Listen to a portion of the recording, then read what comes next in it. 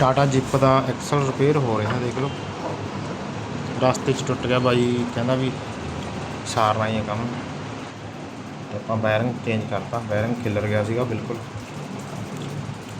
ਤੇ ਇਸ ਤਰੀਕੇ ਨਾਲ ਆਪਾਂ ਫਿਟਿੰਗ ਕਰਦੇ ਹਾਂ। ਜਿਹਦਾ ਕੰਮ ਸਾਰਨੇ ਵਾਲਾ ਹੁੰਦਾ ਉਹਦਾ ਸਾਰ ਵੀ ਦੇਈਦਾ। 20 ਮਾਰੂਤੀ ਐਕਸਲ ਸਰਹੰਦ।